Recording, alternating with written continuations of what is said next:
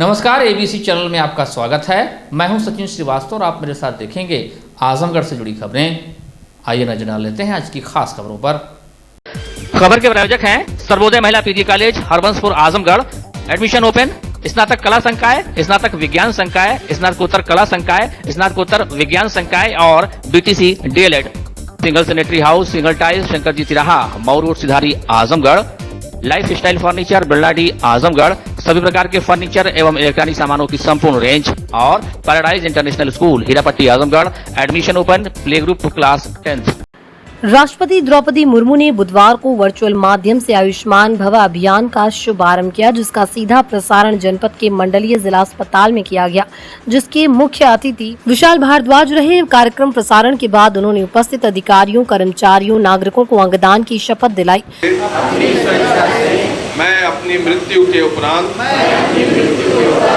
अपने अंगों को दान करना चाहता हूँ, ताकि मेरे उपरांत गंभीर बीमारी से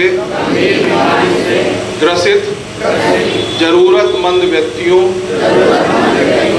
मरीजों को जिनको अंग विशेष की आवश्यकता हो, उनको अंग प्रत्यारोपण कर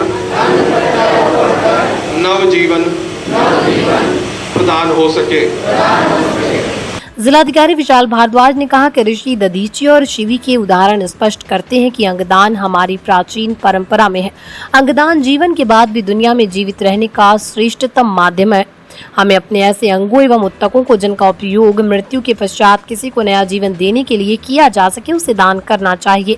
मुख्य चिकित्सा अधिकारी ने आयुष्मान भव अभियान के संबंध में जानकारी देते हुए बताया कि भारत सरकार द्वारा निर्धारित यूनिवर्सल हेल्थ कवरेज का लक्ष्य प्राप्त करने के दृष्टिगत जन समुदाय के विभिन्न स्वास्थ्य सेवाओं के बारे में जागरूकता बढ़ाने और महत्वपूर्ण स्वास्थ्य सेवाओं से उन्हें संतृप्त करने के उद्देश्य से आयुष्मान भव अभियान का संचालन किया जा रहा है। उन्होंने बताया कि अभियान 5 चरणों में आयोजित किए जाएंगे, जिसमें सेवा पखवाड़ा, आयुष्मान आपके द्वार 3, आयुष्मान मेला, आयुष्मान सभा व आयुष्मान ग्राम पंचायत, आयुष्मान नगरीय वार्ड है। सेवा पखवाड़ा 17 सितंबर से 2 अक्टूबर 2023 तक आयोजित किए जाएंगे, जो स्वच्छ भारत अभियान, रक्तदान, महादान, अंगदान, शपथ थीम पर आधारित होंगे। आयुष्मान आपके द्वार 3 के तहत 17 सितंबर से सभी सामुदायिक स्वास्थ्य केंद्रों और हेल्थ एंड वेलनेस केंद्रों पर प्रत्येक रविवार को स्वास्थ्य मेले का आयोजन किया जाएगा। इसके प्रथम सप्ताह में गैर संचारी रोग, द्वितीय सप्ताह में टीबी, कुष्ठ एवं अन्य संचारी रोग, तृतीय सप्ताह में मातृ एवं बाल स्वास्थ्य व पोषण व चतुर्थ सप्ताह में जनपद की आवश्यकताओं के अनुरूप स्वास्थ्य सेवाएं प्रदान की जाएंगी। राष्ट्रीय स्तर पर लिए गए निर्णय के अनुसार किया जा रहा है। आज माननीय महामहिम राष्ट्रपति महोदया द्वारा इसका औपचारिक उद्घाटन किया गया। ये कार्यक्रम 17 तारीख से प्रारंभ किया जाएगा। पहला कार्यक्रम इसमें सेवा पखवाड़ा का है, जिसमें 17 तारीख से 2 अक्टूबर तक सेवा पखवाड़ा के अंतर्गत स्वच्छता का अभियान चलेगा और रक्तदान एवं अंगदान के लिए प्रेरित किया जाएगा। साथ में रक्तदान के कैंप के आयोजन भी किए जाएंगे, जिससे अधिक से अधिक लोग रक्तदान भी दे सकें और अंगदान की शपथ ले सकें। दूसरा कार्यक्रम इसे आयुष्मान आपके द्वार के कार्यक्रम के माध्यम से 17 अक्टूबर से प्रोग्राम शुरू होगा, जिसमें हम आयुष्मान कार्ड धारक जो सूची में है उनका कार्ड बनाने का कार्य करेंगे। पीवीसी कार्ड शासन स्तर से प्राप्त हुए हैं, उनका वितरण भी किया जाएगा। और इसी योजना के अंतर्गत सेल्फ रजिस्ट्रेशन का भी शुभारंभ होगा, जिसमें जो भी लाभार्थी हैं, छूटे हुए लाभार्थी हमारे CHOs के द्वारा, पंचायत सहायकों के द्वारा कार्ड बनाए जाएंगे या स्वयं भी अपना रजिस्ट्रेशन कार्ड बना सकेंगे। आयुष्मान मेले का कार्यक्रम 17 तारीख से प्रारंभ होगा। प्रत्येक सामुदायिक स्वास्थ्य केंद्र पर रविवार के दिन स्वास्थ्य मेले का आयोजन किया जाएगा, जिसमें विशेषता ये होगी कि विशेषज्ञ सेवाओं के लिए मेडिकल कॉलेज के द्वारा विशेषज्ञ चिकित्सक भी उपलब्ध कराए जाएंगे।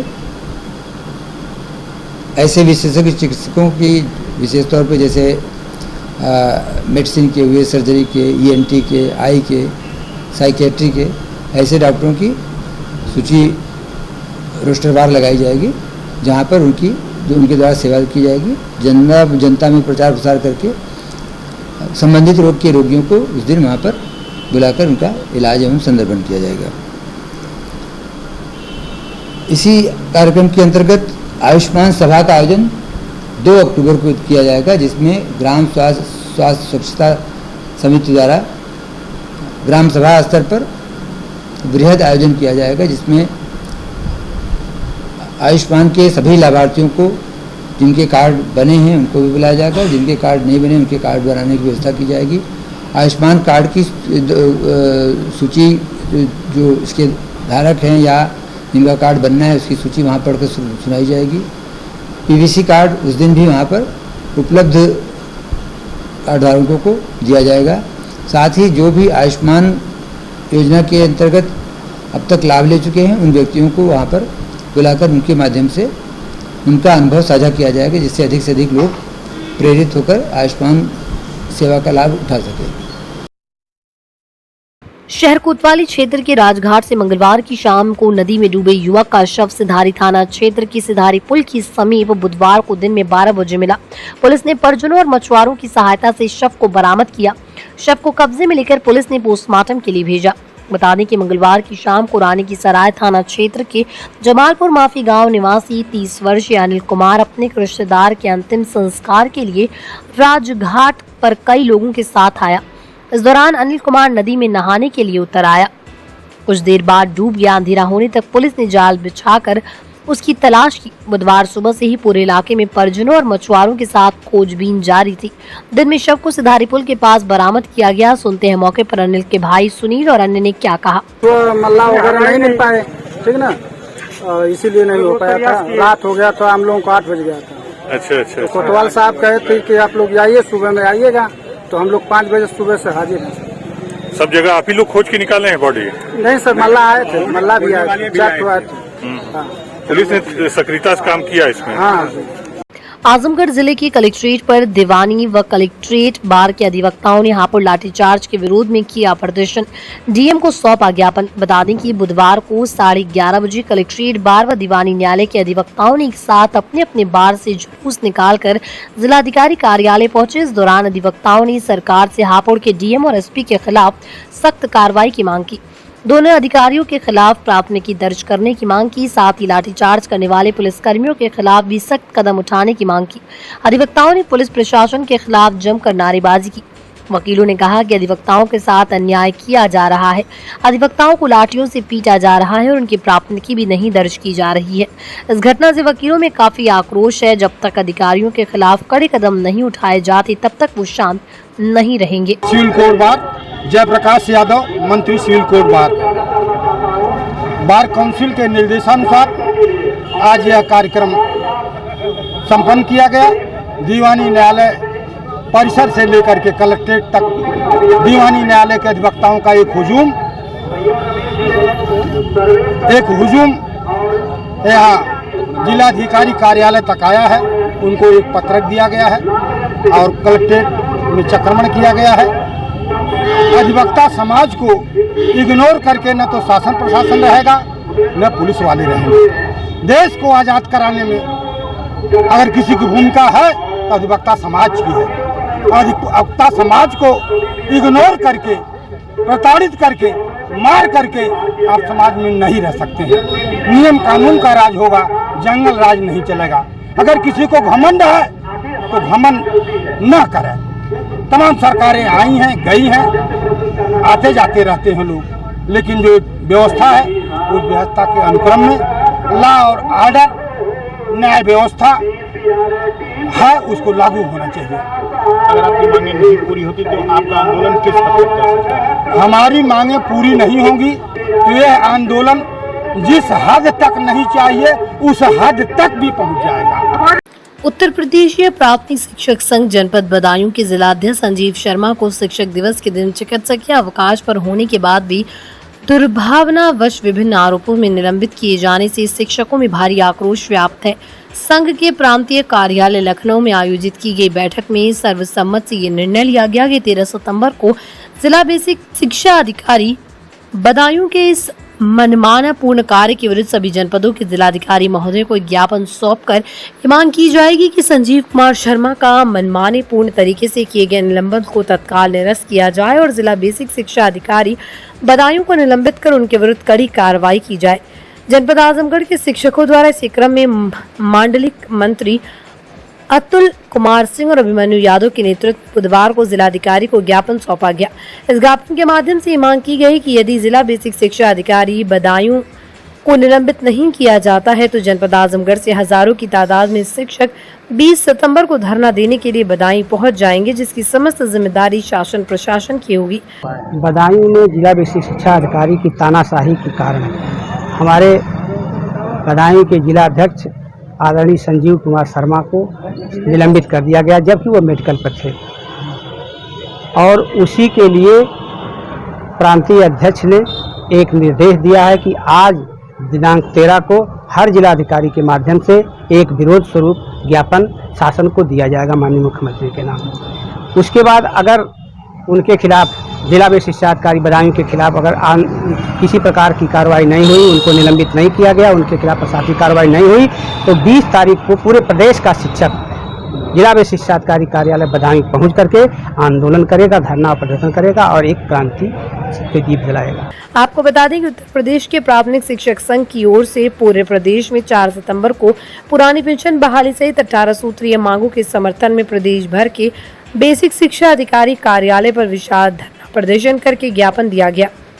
इसी प्रकार बदायूं में भी धरना प्रदर्शन हुआ था, लेकिन बीएसए बदायूं की ओर से धरने की अनुमति होने के बाद भी शिक्षक दिवस के दिन 5 सितंबर को बदायूं के शिक्षक संघ के जिला अध्यक्ष संजीव कुमार शर्मा को निलंबित कर दिया गया, जिससे पूरे प्रदेश के शिक्षकों में आक्रोश व्याप्त हो गया। शिक्षा अधिकारी बदायूं द्वारा जो है हमारे वहाँ बदायूं के उत्तर प्रदेशीय प्राथमिक शिक्षक संघ के अध्यक्ष जी को जो चिकित्सकीय अवकाश पे थे और उनको जो है निलंबित किया गया, जो कि पूरी तरह से गलत है। हम लोग उसी का विरोध कर रहे हैं और यहाँ डीएम साहब के यहाँ ज्ञापन दिया गया है कि तुरंत उस चीज़ में जरा सा मतलब बेसिक शिक्षा अधिकारी जो हैं वहाँ के बदायूं के, या तो उनको निलंबित किया जाए या उनके मतलब इसके विरोध में कोई कार्रवाई किया जाए। अन्यथा के स्थिति में हम लोग 20 तारीख को पूरे प्रदेश के शिक्षक जो हैं बदायूं में उपस्थित होंगे और अपना विरोध दर्ज कराएंगे। विश्व हिंदू परिषद द्वारा आजमगढ़ नगर में संचालित संस्कार शालाओं का वार्षिकोत्सव कार्यक्रम नगर के अग्रसेन महिला डिग्री कॉलेज में धूमधाम से संपन्न हुआ। वार्षिकोत्सव का शुभारंभ विहिप के क्षेत्र सेवा प्रमुख राधेश्याम द्विवेदी, विहिप प्रांत सेवा प्रमुख अशोक अग्रवाल, कार्यक्रम अध्यक्ष अवध नारायण मिश्रा द्वारा भारत माता सरस्वती माता के चित्र के समक्ष दीप प्रज्वलित कर कार्यक्रम का विधिवत शुभारंभ किया। इसके बाद बच्चों ने एक से बढ़कर एक सांस्कृतिक कार्यक्रमों से सबका मन मोह लिया। कार्यक्रम में संस्कार शाला आचार्य साधना यादव, वैशाली रस्तोगी, रंजना सोनकर, वंदना चौरसिया, श्वेता श्रीवास्तव, मंजू श्रीवास्तव, बबीता भारती, लक्ष्मीना प्रजापति के कुशल संयोजन में बच्चों द्वारा विभिन्न प्रकार के मनमोहक कार्यक्रम प्रस्तुत किए गए, जिसमें श्री कृष्ण संस्कार शाला हीरापट्टी द्वारा श्री कृष्ण लीला मंचन, श्री राम संस्कार शाला कोलघाट द्वारा रामायण मंचन, शिव तांडव, सरस्वती वंदना, रानी लक्ष्मीबाई संस्कार शाला अराजीबाग द्वारा सच्चा वीर बना दे माँ एवं देश रंगीला रंगीला पर अशोक सिंघल संस्कार शाला रैदोपुर द्वारा महिषासुर मर्दिनी स्तोत्र और जयदेवा श्री गणेश पर कार्यक्रम प्रस्तुत हुए। वहीं वैष्णवी संस्कार शाला कोलघाट के बच्चों द्वारा कर्पूर गौर, करुणावतार, वृंदावन आऊंगी सखी, ध्रुव संस्कार शाला कतरीटोला और सरस्वती संस्कार शाला द्वारा भी अनेकों कार्यक्रम किए गए।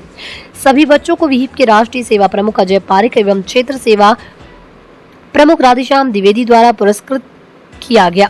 कार्यक्रम को संबोधित करते हुए विश्व हिंदू परिषद के केंद्रीय मंत्री एवं अखिल भारतीय सेवा प्रमुख अजय पारिक ने कहा कि विश्व हिंदू परिषद का उद्देश्य सेवा है और विहिप सेवा विभाग का उद्देश्य अपने सेवा कार्यों के द्वारा हिंदू समाज को स्वस्थ, शिक्षित, राष्ट्रभक्त एवं स्वावलंबी बनाने का है। इसी को ध्यान में रखते हुए विश्व हिंदू परिषद सेवा विभाग द्वारा गरीब असहाय बच्चों को शिक्षा के साथ साथ अच्छे संस्कार देने का संकल्प लेकर देश भर में संस्कार शालाओं का संचालन किया जा रहा है। विहिप के प्रांत सेवा प्रमुख अशोक अग्रवाल ने कार्यक्रम की प्रस्तावना रखते हुए कहा कि विश्व हिंदू परिषद द्वारा सेवा कार्यों की संख्या दिन प्रतिदिन बढ़ रही है। आज हम लोग 1 लाख से अधिक स्थानों पर विभिन्न प्रकार के सेवा कार्यों के माध्यम से हिंदू समाज का जागरण कर रहे हैं। विहिप के जिला सेवा प्रमुख रविंद्र पांडे ने कहा कि वार्षिकोत्सव कार्यक्रम की जितनी भी तारीफ की जाए कम है। अध्यक्षता विद्या भारती जन शिक्षा समिति के प्रांत अध्यक्ष अवध नारायण मिश्रा व संचालन विहिप सह प्रांत सेवा प्रमुख केदारनाथ वर्मा ने किया। वार्षिकोत्सव में विशेष रूप से RSS विभाग प्रचारक सत्येंद्र, विहिप के विभाग सेवा प्रमुख अनिल सोनी, गोरक्षा प्रांत उपाध्यक्ष दीनानाथ सिंह, बजरंग दल के प्रांत सह संयोजक बजरंग दल गौरव रघुवंशी, विहिप जिला अध्यक्ष प्रभुनाथ सिंह पप्पू, लालगंज जिला कार्याध्यक्ष मनोज विश्वकर्मा, विभाग संयोजक बजरंग दल कुंवर गजेंद्र, जिला उपाध्यक्ष अरविंद अग्रवाल, जिला कोषाध्यक्ष आशीष गोयल, जिला सह मंत्री संतोष गुप्ता समेत अन्य कार्यकर्ता उपस्थित रहे। चरित्र है वह इस कार्यक्रम में पूरा दिखाया गया है और संस्कार शालाओं में राम जी के बारे में, हनुमान जी के बारे में, हमारे सनातन धर्म के बारे में यह संस्कार शालाओं में बताया जाता है और हमारे देवी देवताओं के बारे में बताया जाता है, हिंदू धर्म के बारे में बताया जाता है न। तो ये संस्कार शालाएँ और इसमें धर्म परिवर्तन संबंधित सारी गतिविधियाँ आती हैं। तो उससे जब हम संस्कार शालाएँ चलाते हैं तो धर्म परिवर्तन की कम से कम संभावना रहती है कि इसमें धर्म परिवर्तन ना हो पाए। और हम छोटे छोटे कस्बों में चलाते हैं, जैसे जैसे हीरापट्टी हुआ, कोलघाट हुआ और अन्य जगह हम सब है। और यह आगे तक यह प्रयास रहेगा कि हम पूरे जिले में और पूरे प्रखंडों में हम ये सारी चीज़ें चलाएं। जिले में डेंगू के बढ़ते प्रकोप के बाद अब स्वास्थ्य विभाग जाग गया है। तैयारी के तहत अस्पताल में डेंगू वार्ड बन गया है, साथ ही टीमों को भी सक्रिय कर दिया गया। डेंगू के बढ़ते प्रकोप को देखते हुए स्वास्थ्य महकमा हरकत में आया और अस्पताल में डेंगू वार्ड को सक्रिय किया गया। CMO डॉक्टर IN तिवारी ने बताया कि अब तक डेंगू से पीड़ित जनपद के 11 मरीज चिन्हित किए गए, जिनमें से जनपद के मूल निवासी 10 मरीज इस समय बाहर हैं। 1 मरीज का इलाज चल रहा है जो अब सामान्य है। उन्होंने बताया कि मच्छर जनित बीमारी डेंगू होने से लोगों के शरीर में प्लेटलेट्स कम होते हैं। डेंगू के बढ़ते मामलों को देखते हुए अलग से एक वार्ड बनाया गया, जहां वर्तमान समय में 1 मरीज का उपचार चल रहा है। उन्होंने कहा कि लोग अपने आसपास पानी न जमा होने दें और पूरे शरीर को ढकने वाले कपड़े पहने। ये मच्छर सामान्यतः जमा हुए पानी में पनपते हैं और दिन के समय काटते हैं। उन्होंने लोगों से अपील की है कि वो डेंगू के लक्षण दिखाई देने पर तुरंत अपना उपचार करवाएं। कहा कि डेंगू से घबराने की आवश्यकता नहीं है, बल्कि साफ सफाई पर ध्यान देने की जरूरत है। और डेंगू मच्छर से बचने के लिए सबसे उत्तम है कि मच्छरदानी लगाकर सोया जाए और ये भी ध्यान रखा जाए कि घर के आसपास जल भराव न होने पाए।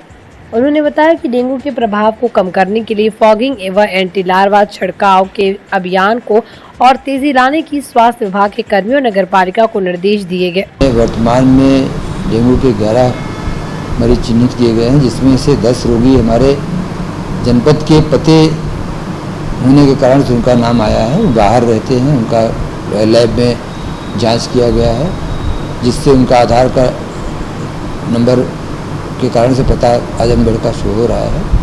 एक रोगी जनपद आजमगढ़ का है जो इसका इलाज चल रहा है, वो पूर्णतः स्वस्थ है, कहीं कोई ऐसी दिक्कत नहीं है। और जहाँ भी इस बार केस निकल रहे हैं, हम लोग केस बेस्ड एक्टिविटी करा रहे हैं। एक भी केस निकलता है तो तत्काल उस एरिया में सघन मॉनिटरिंग की जाती है। बुखार के जितने रोगी हैं उनको चिन्हित किया जा रहा है, उनकी जांच की जा रही है और ये देखा जा रहा है कि किसी में डेंगू या मलेरिया जैसे कोई लक्षण मतलब पुष्ट रोग की पुष्टि होती है तो उसको तत्काल चिकित्सा की व्यवस्था, संदर्भन की व्यवस्था है। ब्लॉक स्तर के हमारे सामुदायिक स्वास्थ्य केंद्र पर इसके लिए पृथक बेड की व्यवस्था के लिए निर्देशित किया गया है, जिसमें मच्छरदानी युक्त कम से कम 2 बिस्तर डेंगू के मरीजों के लिए संरक्षित किया गया है। जनपद स्तर पर मंडलीय चिकित्सालय में डेंगू वार्ड बनाया गया है। यहाँ सभी दवाइयाँ, सभी आवश्यक जांचों की सुविधा उपलब्ध है। जिला चिकित्सालय में सेंटिनल लैब है, वहाँ पर एलाइजा टेस्ट के द्वारा डेंगू के जो भी RDT किट से धनात्मक रोगी मिलते हैं उनकी कन्फर्मेटरी जाँच की जाती है। जांच के उपरांत ही उनको डेंगू के मरीज की पुष्टि होती है। अधिकतर लोगों में भ्रांतियाँ प्लेटलेट काउंट से पैदा हो रही हैं। पैथोलॉजी रिपोर्ट में प्लेटलेट काउंट अगर कम दिखता है तो उसके आधार पर लोग सामान्यता मान लेते हैं कि इसको डेंगू हो गया, जबकि किसी भी बीमारी में प्लेटलेट की संख्या कम होना स्वाभाविक है। मात्र केवल प्लेटलेट काउंट से इसको डेंगू का मरीज नहीं घोषित किया जाता जब तक कि हमारे सेंटिनल लैब से कंफर्म ना हो जाए कि ये डेंगू का रोगी है। चिकित्सालय में पूरी तरह से व्यवस्थाएं हैं। सभी प्राथमिक स्वास्थ्य केंद्रों, सामुदायिक स्वास्थ्य केंद्रों और जनपद स्तर के चिकित्सालयों में इसके लिए वहाँ के अधीक्षक को, इंचार्ज जो भी हैं, उनको नोडल अधिकारी नामित कर दिया गया है। जिला अस्पताल में अगले हफ्ते हमने एक घर बनाएगी डेंगू, जैसा ऐसी बीमारी थी, उन्होंने कहा था कि सारी व्यवस्थाएँ हैं, डेंगू वार्ड बना हुआ है। डेंगू वार्ड की व्यवस्था इतनी कबाड़ा है कि वहाँ ताला बंद है और बाहर तमाम स्ट्रेचर रखे हुए हैं, बहुत दुर्दशा है डेंगू वार्ड की। नहीं, अंदर वार्ड में सारी व्यवस्थाएं हैं। इधर थोड़ा सा कुछ उपकरण उनके खराब हुए थे, उनको निकाल करके बाहर रखा गया है, लेकिन डेंगू वार्ड की व्यवस्था इसीलिए पृथक रखी गई है, बंद रखा गया कि आकस्मिकता पड़ने पर वो पृथक वार्ड के रूप में उसको हम तत्काल प्रयोग में ले लेंगे। बाहर की जो व्यवस्था दरवाजे पर रखा हुआ है कचरे की तरह, उसको लेकर तो लग रहा है कि व्यवस्था नहीं, ऐसा नहीं है। मैं उसके लिए भी अधीक्षक से बात कर चुका हूँ। तत्काल वहाँ की साफ सफाई की व्यवस्था की जाएगी और बाकी सारे दवाइयाँ, सारे संसाधन हैं हमारे यहाँ। ब्लड बैंक में पर्याप्त मात्रा में प्लेटलेट भी उपलब्ध है। कहीं भी किसी तरह की कोई ऐसी स्थिति नहीं है जिससे हमें चिंतित होने की आवश्यकता पड़े। हम पूरी सजगता से इस कार्य में लगे हुए हैं कि कहीं भी कोई समस्या संसाधन के कारण या किसी अन्य कारण से ना होने पाए। पिछले साल डेंगू की कुछ जगह चिन्हित है जहाँ ज़्यादा होते हैं, कुछ इस तरह की ऐसे हाई रिस्क एरिया जो हमारे चिन्हित हैं उनको पहले से उसको संज्ञान लेते हुए वहाँ पर निरोधात्मक कार्रवाई पहले ही करा ली गई है और विशेष तौर पर वो क्षेत्र हमारे निगाह में है कि वहाँ पर अगर ऐसी कोई स्थिति दोबारा बनती है तो उसके लिए हम तैयारी भी रखे हैं और एक बार ऐसे क्षेत्रों में स्वतः संज्ञान लेकर हम लोग कार्रवाई करा रहे हैं। कितने एरिया है? जनपद के 6-7 क्षेत्र ऐसे चिन्हित हैं जहाँ पर संक्रमण के पिछले इतिहास रहे हैं, तो वहाँ पर हम लोग विशेष ध्यान रख रहे हैं। तो उसके लक्षण क्या है डेंगू के? डेंगू के लक्षण ये कि आपके रोगी को जो है तेज हाई ग्रेड फीवर होता है और हाई ग्रेड फीवर के साथ उसको शरीर में दर्द, आँखों के चारों तरफ दर्द, मरीज थोड़ा सा डिहाइड्रेटेड भी हो जाता है और अगर डेंगू के लक्षण और बढ़ते हैं तो उसमें मरीज को शरीर के अंगों से खून भी निकलने लगता है। कितना खतरनाक है? प्राथमिक तौर पर अगर उसका सही ढंग से उपचार मिले और मरीज को आराम मिले तो इसमें कोई भी जानलेवा स्थिति नहीं बनती है।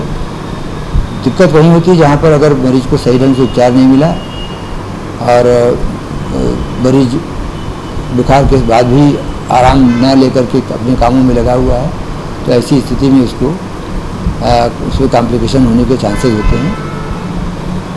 आज की वर्तमान चिकित्सा व्यवस्था में ऐसी कोई दिक्कत नहीं कि अगर डेंगू के रोगी सही समय पर पहचान में आए तो उनमें इलाज के दौरान कोई कॉम्प्लिकेशन की स्थिति। भर्ती से बीएड अभ्यर्थियों को बाहर किए जाने का मुद्दा लगातार गर्म है। अभ्यर्थी लगातार सड़कों पर उतर रहे हैं। बुधवार को बीएड छात्र संघर्ष मोर्चा के बैनर तले लामबंद हुए छात्रों ने कलेक्ट्रेट क्षेत्र में जुलूस निकालते हुए प्रदर्शन किया। उन्होंने जिलाधिकारी को नामित अपना ज्ञापन प्रशासन को सौंपा। इस दौरान बीएड अभ्यर्थियों ने मांग की है कि उन्हें प्राइमरी शिक्षक भर्ती में शामिल करने के लिए केंद्र सरकार एवं एनसीटीई संशोधित गजट लाएं। बीएड अभ्यर्थियों का कहना था कि वो सुप्रीम कोर्ट के फैसले का सम्मान करते हैं, लेकिन उनका आक्रोश एनसीटीई शिक्षा मंत्री और सरकार के प्रति है। उनकी गलतियों की सजा वो क्यों भुगते? बीएड अभ्यर्थियों ने कहा कि वो केंद्र सरकार एवं एनसीटीई को संशोधित गजट जारी कर पुनर्विचार याचिका दाखिल करनी चाहिए। जिन लाखों अभ्यर्थियों ने एनसीटीई के गजट 28 जून 2018 के आधार पर बीएड की डिग्री हासिल की, उन्हें सजा देना उचित नहीं है। बीएड अभ्यर्थियों ने कहा कि उन्होंने राष्ट्रीय अध्यापक शिक्षा परिषद और भारत सरकार के द्वारा 28 जून 2018 को जारी आधिकारिक राजपत्र के अनुसार ही अपनी बीएड की डिग्री पूरी की है। राजपत्र में बीएड अभ्यर्थी देश के प्राथमिक विद्यालयों के शिक्षक बनने की पूरी योग्यता रखते सकते हैं। 11 अगस्त 2023 को सुप्रीम कोर्ट ने एनसीटीई के राजपत्र को असंवैधानिक करार देने वाले राजस्थान हाई कोर्ट के 25 नवंबर 2021 के निर्णय को ही मान्य कर दिया।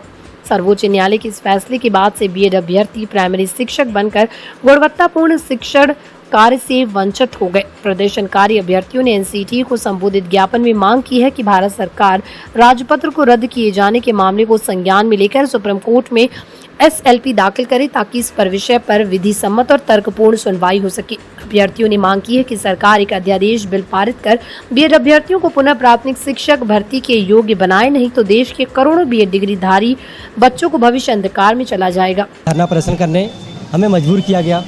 हम 16 अगस्त को भी आए थे। राष्ट्रपति को, प्रधानमंत्री को, एनसीटी प्रेसिडेंट को हम ज्ञापन सौंप चुके थे। क्यों सौंप चुके थे?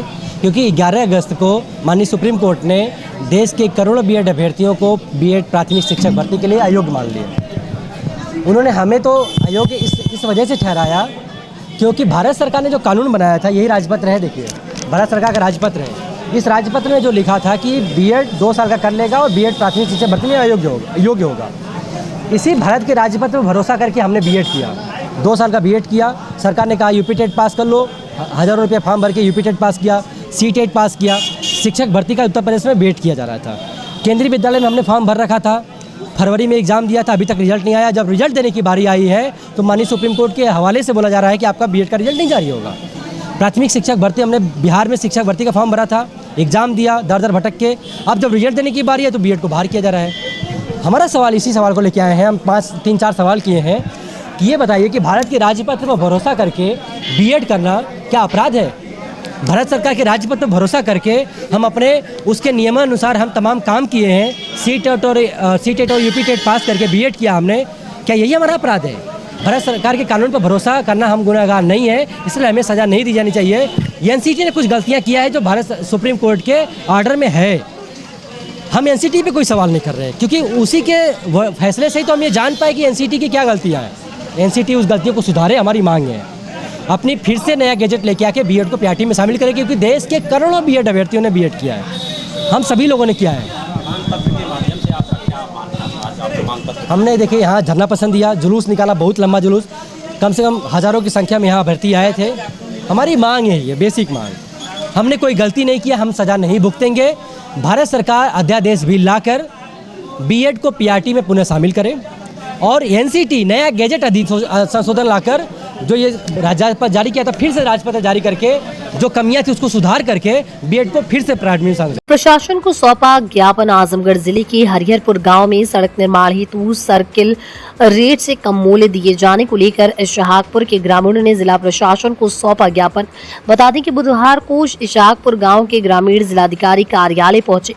ग्रामीण हरेंद्र यादव ने बताया कि गोरखपुर लिंक मार्ग से हरिहरपुर संगीत महाविद्यालय तक सड़क चौड़ीकरण के लिए किसानों की जमीनों का अधिग्रहण किया जाना है, लेकिन जो उन्हें मुआवजा दिया जा रहा वो सर्किल रेट से काफी कम है, जिससे कई ग्रामीणों का नुकसान होगा। ग्रामीणों ने जिला प्रशासन को ज्ञापन सौंप मांग की है कि जो इस समय बाजार दर चल रहा है उसके हिसाब से उन्हें जमीन का मुआवजा दिया जाए। जितने भी लोग गाँव के निवासी हैं डीएम कार्यालय पे आए हुए थे कि हमारे गाँव हम लोगों की ज़मीन है जो कि एक रोड बन रहा है गोरखपुर बाईपास से हरिहरपुर के लिए, जिसमें हम लोगों की ज़मीन ली जा रही है।